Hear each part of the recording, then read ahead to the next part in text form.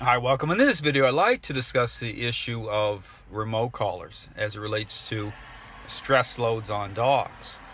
And again, when you look at what's happening in the dog training world, these tools are being banned like crazy.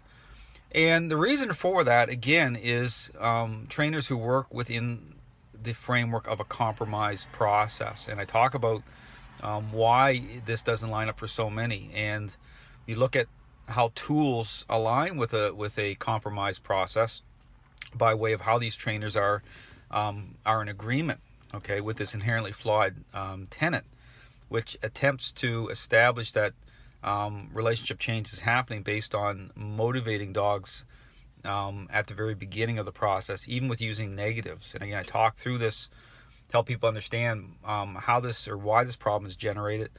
But on top of that, okay, when you look at the issue of, again, talk about finding the working level, okay, within how these collars are used. When a dog has already gained a level of control, okay, in the relationship, it's manifesting, the dog is expressing that level of control towards, say, other dogs, other situations.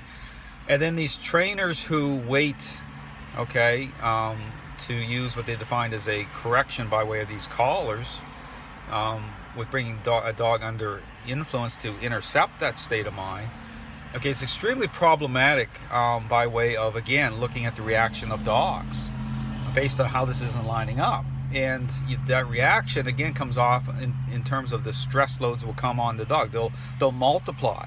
Now, here's the thing to understand. When a dog has gained control in the relationship with their owner, there's already a stress load on that dog by default. Okay, that's how it works. And it'd be no different than my selfish child example. When a child becomes more and more selfish, they start to become more and more stressed at the same time. Because, again, it puts stress on, in terms of relationships, not just on parents, but a child themselves. They become more uneasy about things because of how they're thinking. And when it comes to, again, dogs, what happens is, again, when once you understand how the stress will layer up that way. So you're going to get, again, the stress load already on a dog's expressing a level of control, and then you're attempting to elicit or generate a response from a dog, okay, in a reactive way, that way. And what it does is it just will cause a very high reaction from a dog. Oftentimes, the dog become very stressed because what the dog's saying, this ain't lining up. Okay, this person isn't invested in the relationship the right way with how this is aligning. Okay, and I talk about a process that is interaction based such a way that it's going to align properly. But when you get into this issue about using these collars, the way these trainers are using them, and then what happens is you'll see the dog become very, very stressed, and then it's like, what is going on? And so the thing to consider, and again, this is why, and this is how the dominoes are falling in the dog training world. When these trainers are wondering why these tools are being taken away, it's because they put themselves they're already compromised in a compromised process.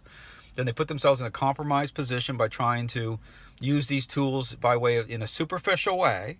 Okay, understand, because it's not lining up. This is this type of drive-through mentality. This is why when I watched the video of a balanced dog trainer, his attitude was about tools, right? About using remote collars and not getting the tools off these dogs, or overusing these tools. He's like, well, I don't care as long as the tools, as long as the owner's getting control of the dog. Who cares if the tools stay on? I don't care if these owners use the tools 24/7. Well, there you go. I mean, there's an issue of what I call device awareness, where the dog, when the dog is responding to a tool, it's about relationship. It's whether or not things are aligning the proper way, and this is why you can't get these tools off these dogs. And then beyond that, then the stress loads come on the dog because the dog says, this isn't making sense. I'm getting hit with influence by way of this collar.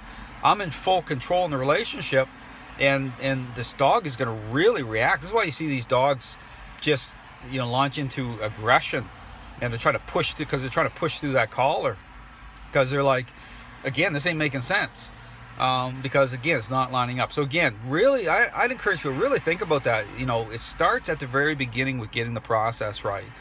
Then tools themselves, how they line up, okay, as you know, as part of that process, but part of the individual.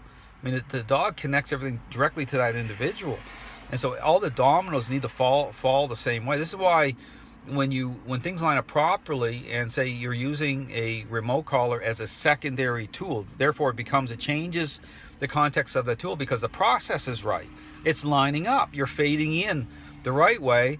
And then when you're using a tool like that, the dog is more sensitive to that tool, okay? Because the dog's already releasing control. And so this is when you can just use, okay, vibration, okay, in specific scenarios, such as, say, inside the crate, to help the dog to release even more control. But that's how it works. Understand, it's about, you know, starting with getting the process right, and then all the tools, okay, are going to line up. So again, if you have questions, check out my website. Lots of great information for people. Everything you're seeing, just understand, everything you're seeing happening right now in the dog training world is symptomatic of a greater issue. All these trainers, these balanced dog trainers, they're all working within this compromised process. They're superficially focused. They're wondering why the tools are being taken away, because the force-free movement, they're taking advantage of this. Even though they're totally wrong, right? They're exploiting it. They're exploiting the compromised position that balanced dog trainers have put themselves in. Thanks for watching.